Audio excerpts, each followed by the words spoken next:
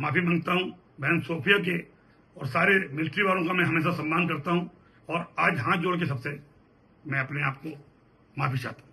चौबे गए छब्बे बनने, दुबे ही रह गए, ये एक मशहूर कहावत है और एमपी सरकार में काबीना मंत्री विजय शाह पर यह कहावत सटीक बैठ रही है।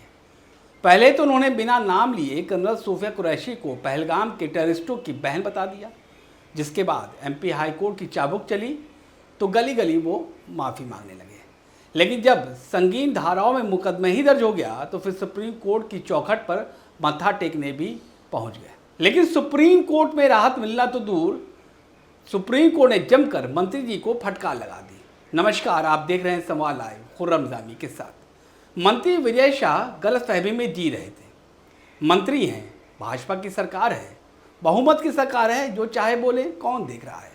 थोड़ा सा हल्ला गुल्ला होगा फिर सब नॉर्मल हो जाएगा। लेकिन विजय शाह को रत्ती भर भी एहसास ना था कि देश की जाबाज अधिकारी कर्नल सोफिया कुरैशी को लेकर अनाप शनाप बकेंगे तो फिर उनका क्या हाल हो सकता है। एमपी हाईकोर्ट ने तो किसी को वक्त ही नहीं दिया, कहा तुरंत मुकदमा दर्ज करें, तो साथ में धाराएं भी बता दी।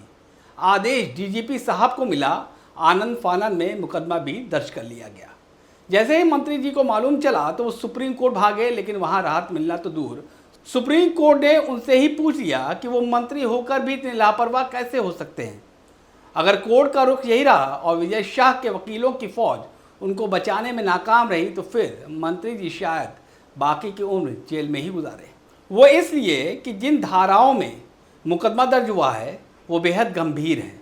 जैसे बीएनएस की धारा 15 देशद्रोह की धारा है, भारत की संप्रभुता, एकता और अखंडता को खतरे में डालने का कृत्य है। इस धारा के तहत अपराध करने पर सजा में आजीवन कारावास या फिर 7 वर्ष तक का कारावास या जुर्माना हो सकता है।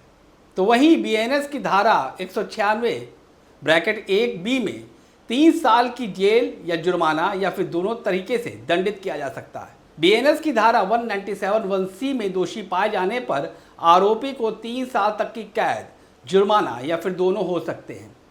और ये तीनों धाराएं लगी हैं मध्य प्रदेश के काबीना मंत्री विजय शाह पर। जाहिर है विजय शाह के लिए वक्त बेहद नाजुक है, तो उन सभी के लिए सबक भी है जो बिना सोचे समझे कुछ भी किसी भी खिलाफ बोल दिया करते हैं। विक्रम मिस्री का आप एग्जाम्पल देख लीजिए, उन्हें तो अपना एक्स हैंडल ही ब्लॉक करना पड़ा। हिमांशी नरवाल, क्या क्या नहीं कहा गया, ये सब उनके लिए सबक है। इस पर आपकी क्या राय है? अगर आपको ये रिपोर्ट बेहतर लगी तो इसे लाइक और शेयर कीजिएगा। अगर आपने अभी तक संवाद लाइव को सब्सक्राइब नहीं किया है तो जल्द कर लीजिए। अगर कोई राय है तो कमेंट दीजिए। फिलहाल हमें दीजिए इजाज़त। नमस्कार।